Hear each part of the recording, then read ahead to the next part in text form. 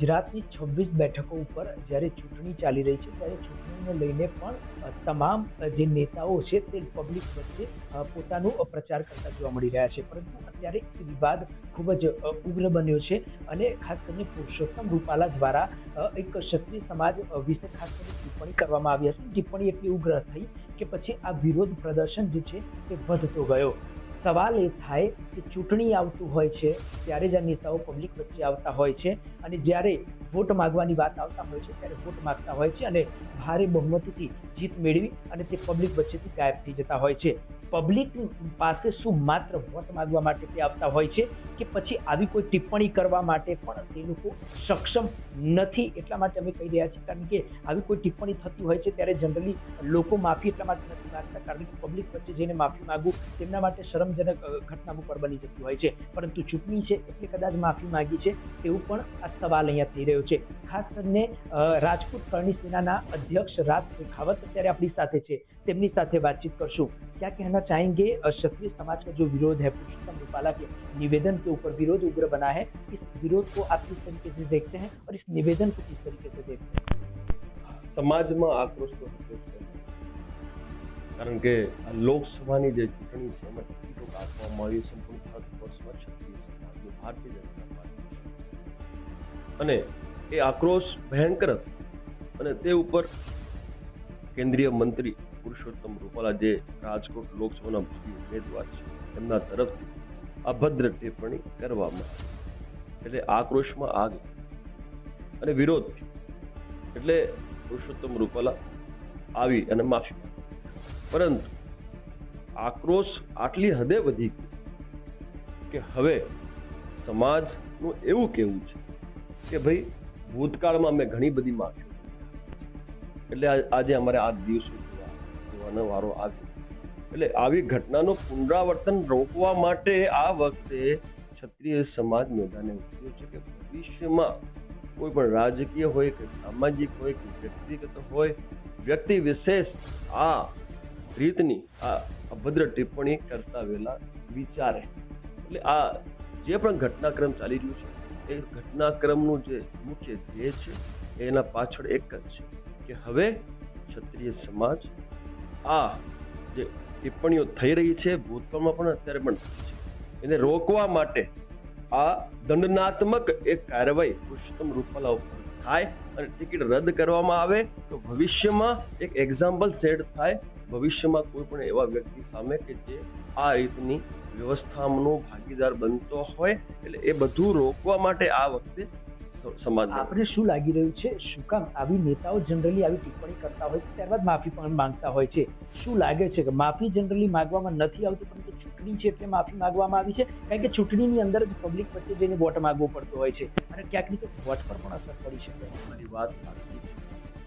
આ જે રાજનૈતિક વ્યક્તિઓ છે, જે નેતાઓ છે, વોટની જરૂર હોય જ છે અને તમે જોયું કે એક જ્ઞાતિને ખુશ કરવા માટે આ ટિપ્પણી કરવામાં આવી અને બીજી જ્ઞાતિને અમે નારાજ એટલે જ્ઞાતિના વોટ લેવા થાય કરી, પરંતુ અમને એમનો વાંધો નથી, તમે કરો, એ પણ આપણા ભારતના જ વ્યક્તિઓ છે, પરંતુ તમે બીજી જ્ઞાતિને તમે અપમાનિત ના કરો એવું અમારું કહેવાનું છે. અને આ ચૂંટણીનો સમય છે, લોકસભા ચૂંટણી છે, ટિકિટ રદ કરવાની અમે માંગ મૂકી છે, એટલે જ આજે સમાજના વચ્ચે આવી અને માફી માંગી છે રૂપાલાજી.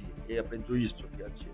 દુઃખ એ વાતનું છે કે આક્રોશ સમાજમાં છે, વિરોધ સામાજિક સંગઠનો કરી રહ્યા છે અને માફી માંગવામાં આવી રહી છે રાજકીય જે અમારા સામાજિક આગેવાનોની શરૂઆત હવે તો માંગી છેલ્લે એમણે માંગી માફી કે ભાઈ સમાજ અમને જ્યાં કે ત્યાં હું આવવા તૈયાર છું અને મારી ભૂલ થઈ છે હું સ્વીકારું છું અને સમાજ જે નિર્ણય લે એમાં હું સહેમત પણ છું, પણ મને એકવાર મને માફી આપવી જોઈએ. એટલે આ જે ઘટનાક્રમ જે બન્યું છે એમાં ડે 1 માં જો આ રીતે પુરુષોત્તમ રૂપાલાજી આવી ગયા હોત સમાજના સામે, સમાજના આગેવાનો સામે માફી માંગી હોત તો કોઈ બીજું એક આનું પરિણામ આવ્યું હોત. પરંતુ આપને શું લાગે છે પુરુષોત્તમ રૂપાલાને ક્યાંક ને ક્યાંક અથવા ભાજપને વોટ બેંકમાં તકલીફ પડે એમ છે? જો માફી કદાચ એ ન માંગી હોત તો પડી ગઈ છે. પ્રથમ ચરણનું ચુનાવ થઈ ચૂક્યો છે એ આપ સૌ જાણીએ છીએ અને હવે બીજા ચરણનું ચુનાવ કાલ એમને તકલીફ પડી ગઈ છે. આખા ભારત વર્ષમાં ક્ષત્રિયોએ ભાજપાનો બહિષ્કાર કર્યો છે આગળની રણનીતિ કઈ એક રીતની વસ્તુ હશે? તમને જણાવું સાહેબ. આ ઘટના થઈ એના પછી મેં ત્યાગપત્ર આપ્યું, રાજીનામું આપ્યું. શા માટે? ભાઈ હું સમાજ હિત માટે, દેશના હિત માટે, રાષ્ટ્ર હિત માટે, સનાતન ધર્મના રક્ષણ માટે પાર્ટી સાથે જોડાણો. પરંતુ આજે જ્યારે મારા સમાજના સ્વાભિમાનનું અપમાન થતું હોય અને હું મારા સમાજના સ્વાભિમાનનું રક્ષણ ના કરી શકતો હોય તો એ પાર્ટીમાં રહેવાનો કોઈ મતલબ જ નથી. કરવા માંગીશું કે અત્યારે ચૂંટણી ચાલી રહી છે, ખાસ કરીને પ્રચાર પ્રસાર પણ ચાલી રહ્યા છે. આપ શું કહેવા માંગશો? કદાચ ભાજપની અંદર આપણે હોઈએ છીએ અથવા જે તે વ્યક્તિ ભાજપમાં જોડાયેલો હોય, કાર્યકર્તા હોય કે હોદ્દેદાર હોય, જ્યારે એની ઉપર આવતું હોય છે ત્યારે ભાજપ જ એનો સાથ નથી આપતી એવું કહી શકાય? ના એવું તો નથી. આજે પુરુષોત્તમ રૂપાલાને બચાવવા માટે ભાજપાએ એડી ચૂંટણીઓ લગાવી છે. એમના વરિષ્ઠ એક મંત્રીને બચાવવા માટે એમણે ક્ષત્રિય સમાજનો આટલો મોટો આક્રોશ પણ ના દેખાડ્યો.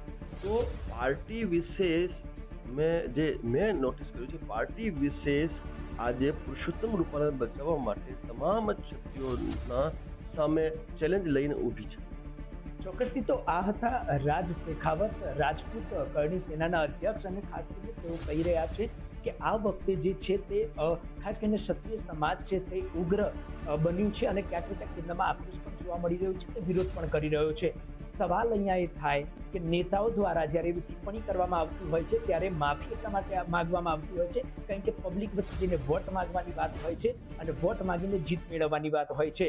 હવે કરણી સેના તરફથી અને આજે ક્ષત્રિય સમાજ તરફથી તમામ રીતે એડી ચેટીને ખાસ કરીને જોર લગાવવામાં આવ્યો છે. રાજ શેખાવતનું પણ કહેવું છે કે હવે આ ઇલેક્શનનું જે પરિણામ આવશે તેમાં ક્યાંક ને ક્યાંક આ ક્ષત્રિય સમાજનો જે વિરોધ છે તે તેના ભાજપના જે પણ પરિણામ આવશે, ભાજપનું જે પણ રિઝલ્ટ આવશે આ ચૂંટણી મુદ્દે, તેના ઉપર આ પરિણામનો અસર જોવા મળશે. કેમેરામેન રાહુલ ઠાકોર સાથે પ્રેમ ચૌધરી, અમદાવાદ.